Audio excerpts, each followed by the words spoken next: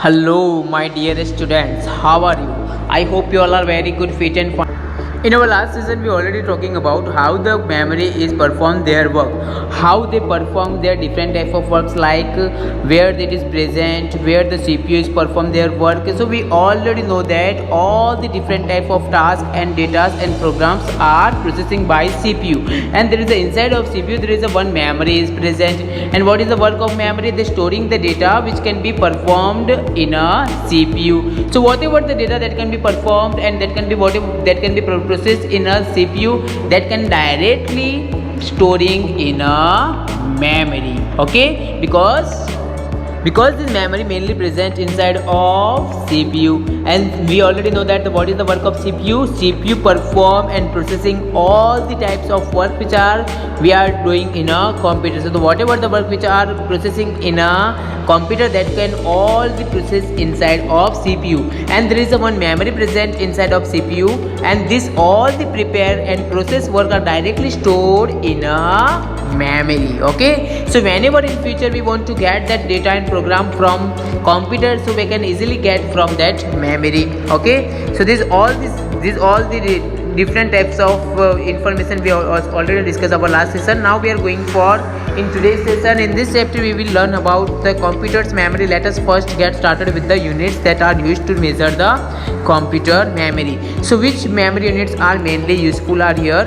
So you can see here, for example, if you want to get a amount of mass, if you want to get the knowledge of amount of mass, then the mass here, the measure of mass is mainly converted in a kg, right?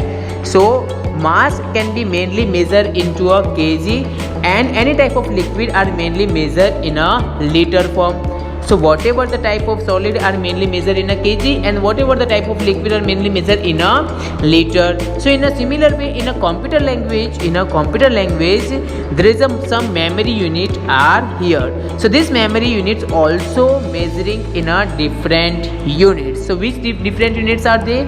First of all, we started with how the computer is understand our language. This the computer does not understand any Hindi language, English language, any Gujarati language. They only understand only binary language.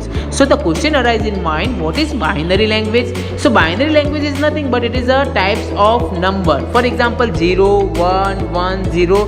These all are called a binary language. So our computer does not understand what we have give their command.